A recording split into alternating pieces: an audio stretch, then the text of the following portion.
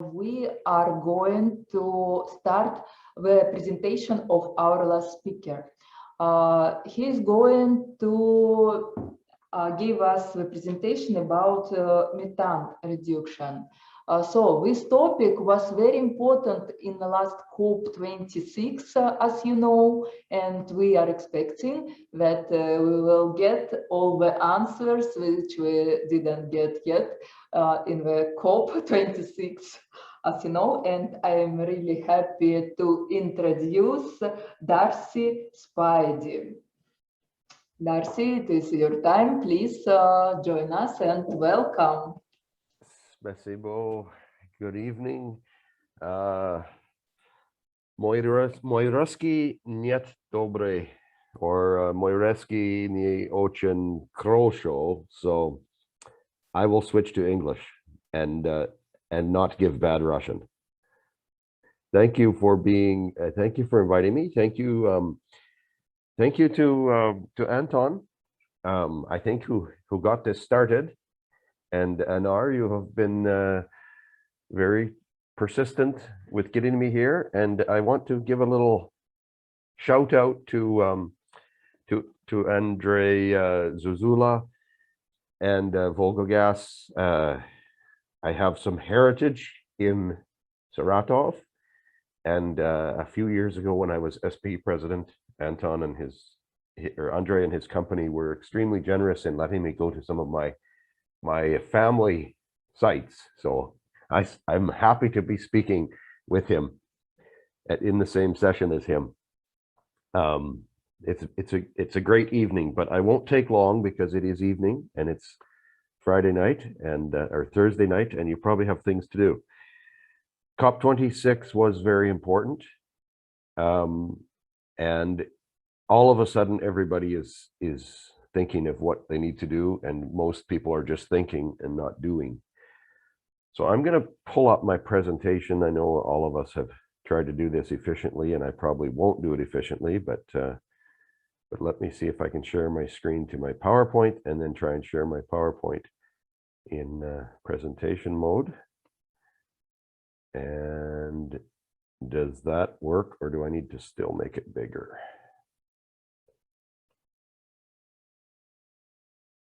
Just move this over. There we go, and this. There we go. I think we're there, right? Yes.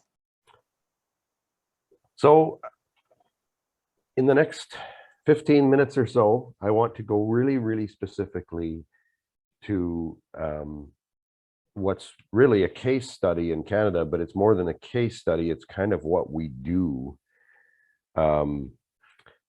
And it's working very well. It was interesting in the first talk by Mark, how the global picture of methane reduction and carbon works into everything. And I'm very pleased that he made note that Europe was 15 years or so in this process. I'm very pleased to say that Alberta in Canada and British Columbia and Saskatchewan, 3 Canadian jurisdictions, have probably been doing policy for about as long. So we have a very sophisticated system that works quite well for capturing gas that did get to surface. And unlike Brent's point of not getting it to surface, some of this is gas and it does get to surface, and what we're doing with it. So I'll proceed. And my company is called Carbon Connect International. After I was finished being SPE president, I thought I'd get into the methane training space. And it turned out that there was much more in store than that. And we're now managing a couple of programs worth about $35 million Canadian for the government of Alberta. So this is what this directly comes from. Now I just need to get my advance. There we go. I don't know how I did that, but I pressed something. So how do we start in all of this? Just make sure I didn't. Yeah, that's correct. How do we start in all of this methane reduction? And I apologize, my first 5 or 6 or 7 slides will be pretty fuzzy. And then I'll get into a lot of detail in the last 2 or 3. So the most important thing is policy development. Good policy is going to make this work, because when you start having companies spending money they must be assured that the money they spend is going to matter, and it's going to last, and it's not going to be changed by the next government. So policy development and good policy and iterations of policy are extraordinarily important, coupled with legislative strength, passing laws that have teeth, coupled with a good royalty regime. These all go together to make the market work, and the market will work if people are going to spend money and not lose it. They're going to spend it on something that matters and counts and has meaning. And that the last step here is the market buy-in, which is the meaning part. What do? Very practically, what we've done in the Alberta example, and it's very similar in other Canadian jurisdictions, is first of all, the programs we're operating for the government, and these can be done in any company or any country, I think, that has a government-owned royalty scheme or production sharing. Probably a little more difficult in the United States, where they have a lot of freehold rights. But the resource owner should be the government, and then the person you're paying the royalty to is the person that's pushing these programs. So in the Alberta example, the first thing we do is we measure. A lot of the jurisdictions, and I know Europe has struggled a bit with some of this, there's a lot of estimates. Estimates are over. We have 2 or 3 firms that do satellites, and they can fly over any time of day or night and see exactly what's leaking and where the plumes are. And these are often from places the estimates are quite low. But when you actually measure, you find that it's often an order of magnitude different. So critical to our program, and the first program that we fund through the government taxation, is the baseline assessment. We literally go out. We've done about 11,000 sites so far in the last year, with 40 different vendors that actually take the measurements. We do a baseline assessment with an OGI camera, FLIR camera, and literally correlate, tabulate the data. It's not rocket science. It's basic measurement of leaking things, planned or unplanned. From the baseline measurement, you then quantify, and this is where you have the marginal abatement cost curves, or whatever you want to call it. Somehow you have to grade the projects, what's the quickest hit first. This is where a little bit of expertise and GHG calculation ability comes in. For instance, if you're comparing replacing a pneumatic device for a certain cost with changing a tank vent or recirculating gas from a tank vent for a different project cost, and how many tons of CO2 equivalent you're saving, it's very easy to rank your projects of all the different category types and do those curves, and then you know where to spend your capital. It goes right into the next phase. And in the Alberta example, we fund the implementation of technology, about 50% funded to the oil company from the carbon tax, which is collected from the oil company. And it works if the government doesn't steal the money. Because in most governments, I don't know where you live, but where I live, if they can put the money into the general fund, they will use it for whatever, roads, cars, healthcare. But if it's set aside as a carbon tax and given back as a carbon solution, it works.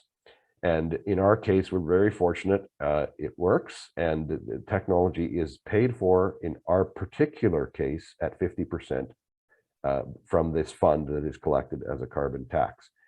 And then at the end of that, you just have a performance assessment, which is a typical review of what's been done. So I will just, in the next 3 or 4 slides, fairly quickly zip through how we do the baseline assessment and how we would do it, or how it could be used in other jurisdictions or even corporations as well. So there's several things here. You can do a baseline assessment of a phase 3 project, which would be like emissions if you have power units and whatnot. Or you can do a baseline assessment on wells, or you can do a baseline assessment on particular wells of a company. So there's a lot of different ways to do baseline assessments on whatever you need to do. But in this particular case that we're working with, it is oil and gas wells from multiple operators. So we basically we supervise the collection of a detailed inventory of methane equipment. Most jurisdictions that have a royalty structure will have some sort of a royalty structure mechanism where they know what to tax. So that is an inventory. If they know where they're going to tax you on your flow, that's a great place to start, because you need a desktop inventory of everything, every valve, every vent, every place it could leak, so venting and leaking, planned and unplanned, and all the equipment. So you need an inventory. And then you literally take a device, and we're not talking about satellite or airplane or drone or truck mounted general monitoring or fence mounted monitoring. We're talking about a specific camera that looks at each point for the baseline. Once you have the baseline, then the more general regional measurements can be taken. And then you estimate the emissions from those leaks to begin the quantification stage. The second part is you want to prioritize your capital spend. So you identify the high emitters and the low emitters. In Canada, for instance, which is probably like Russia, it's cold and lines freeze off. So many gas producers inject methanol into the line to keep it from freezing. How do they inject the methanol? There's no power. There's no, no source of energy. So you put a pneumatic device in that every time it pressures up, it makes a mechanical action, squirts methanol into the line, keeps it from freezing. Every one of those injection devices uses methane or sales gas, which is high in methane. Once it's used, it goes into the atmosphere, and it's a terrible emitter. We installed each and every one of those. So in the Canadian market, it's a very quick hit to take that pneumatic device out. Maybe it's a tank vent, maybe it's casing gas. Another bad example in Canada that probably is in Russia, the casing gas builds up, the pressure builds up in the well stops producing oil. So what does the operator do? Blows down the annulus. Can't do that anymore. So there's ways to take casing gas, re-inject them into the sales line after it's past the wellhead, or incinerate at high temperatures. We call it destruction. It's much better than flaring, and virtually puts nothing into the atmosphere. So you prioritize your project using marginal abatement cost curves. This is mostly what our technical team does. This is most of the grinding work in the back room, is building marginal abatement cost curves and deciding which capital to do first. The implementation is 2/3 of our project we're doing in Alberta. And basically, I'll go through the types of projects, I think, in the next slide. But basically, under the legislative structure, the carbon is taxed. It is then turned back into what's called the TIER fund, Technology Implementation for Emissions Reduction. And that funds the implementation fund that we're talking about here. The operators get 50% covered, 50% is theirs, and they start installing devices that do not vent gas or leak gas or whatever the situation is. A robust carbon tax and credit system is really important, because if an operator can see that the cost of, if on the open market in Alberta today, it's $23 US per ton. Next April, it's going to $32 US per ton. Our federal government has mandated in a couple of years, I forget what year it is, it's $135 a ton. So an operator can go onto the system and buy offsets, or they can implement solutions that have the same pricing in carbon, and they can work that into their royalty and tax calculation. So basically, you can look at everything you do, break it down to dollars per ton, and decide whether you want to go through a credit system or through the taxation and royalty system. Works extremely well as long as it has a floor. So these protocols, these carbon offset protocols, and for your information, there's 17 different protocols for generating offsets currently in our jurisdiction. And basically, you'll implement the technology based on that. The technology, we have a fund that we're deploying for the government of Alberta that is roughly 25 million Canadian, so about 18, 19 million US. And these are the projects we do. And we've done, I think, 161 applications, 42 different projects in the last year and a half. And we've pretty much done all of these. So you can see these are really typical groups: pneumatics, hydrocarbon storage tanks, compressors, vent gas that you don't plan on, blowback from fracturing operations through a sander, and casing gas. And so literally our projects, our funding is all done through this whole group, and in every operator, they make different priorities. Now, you might be saying, how do we do this in Russia? Well, as far as I'm aware, you have NEPs from every oil company and technical groups. I think you could quite easily get together either as big companies or a government jurisdiction with multiple companies and put this into place as part of a royalty or production PSA contract agreement. But I don't know enough. I'm not going to comment, but this is what we do in Alberta, and we have funded all of these. No, that's not true. We have not funded my idea, which was 4A, vent gas reduction from desanders. Nobody took up on that one. So maybe it was a bad idea.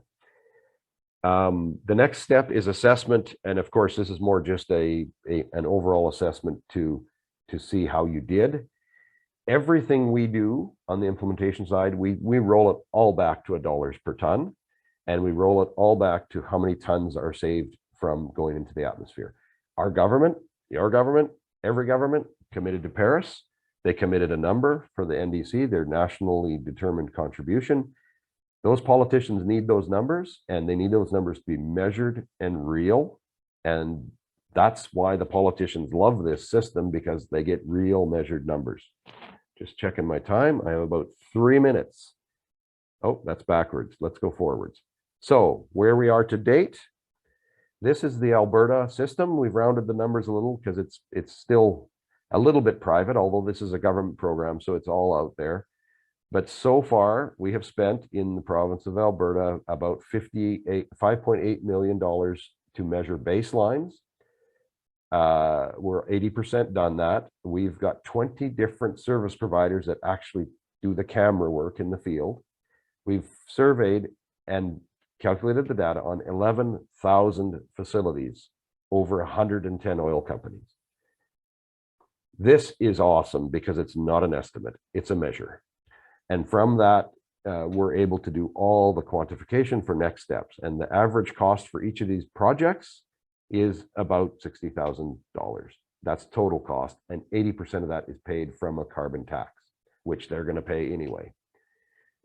On the implementation side, we've invested to date $10 million US. That's roughly half, 55%. We've done 60 projects. I said 42 earlier, but it's 60. We have saved in 1 year 500,000 tons of GHG emissions. That's the bottom line.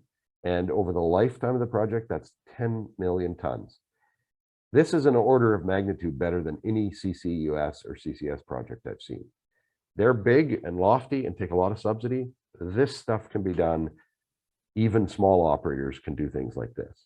And the average project cost we have is about $475,000. And the program through carbon tax pays half of it.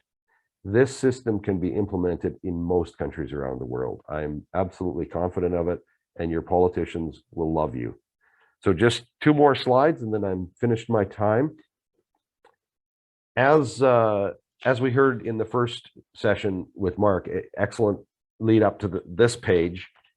A really strong, robust market that you don't get cheated on is really important. And I find that per jurisdiction, the same jurisdiction as royalty should be the carbon market, and then people participate. So we have a system called TIER, Technology Innovation and Emissions Reduction. I call it carbon tax, but they call it that. Anyway, the TIER system collects the money and puts it back into technology that reduces carbon. So that's it. With that, I want to say spasibo. And this is a little photo of our team of GHG calculation guys. I think they're all guys, and we let them out in the field from time to time. You know, in our organization, the women run the place and the guys do the measurement and the calculation. So this is them at a site. It's a compression site where there was a project implemented, and they're just verifying the install on behalf of the program. So with that, I'd say thank you and take any questions or do whatever you tell me to do.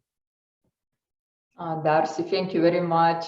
Especially thanks for your that you paid attention for the schedule because of it is evening in Russia and we are tired a bit, but the most important things I think still in front of us. So McKinsey estimated this methane emission, and they said for Russian and for world companies that it is 40% of amount of all emission of GHG for oil and gas industry.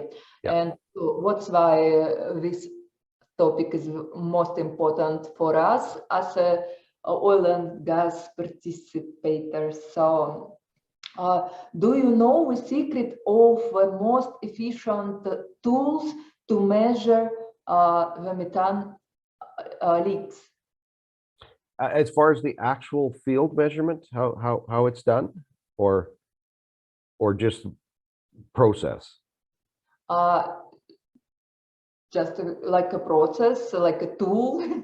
Yeah. So really, so there's, I'll take a second here. So every operator in Alberta has what's called a FEMP, Fugitive Emission Management Program. So as part of your royalty, you must submit to the government what you are doing for fugitive emissions, and you have OVGs, overall vent gas allowed. As part of that program, you have to measure with a very specific tool, an OGI camera, oil and optical gas imaging. I think that's what it means. Literally, these cameras, another brand is FLIR, which is the same brand you use to see it like night vision, FLIR cameras.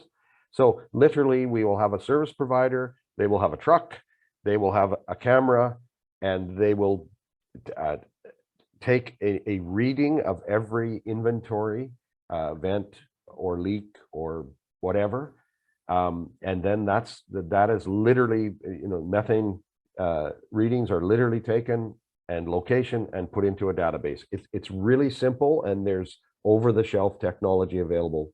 OGI cameras is what we call them, and there's, I'm sure, the same people who survey your pipelines or industrial leaks would be service providers for taking the measurements. This method exists in Russia as well. Of course, you follow this method. I thought maybe you know some secret. No, here's the secret: collecting good data and reporting it. And then every Russian I know is good at math, so they can take the data and make it magic. As you're so far in Canada, I thought maybe there is some secret, but nothing secret. No. Thank you very much.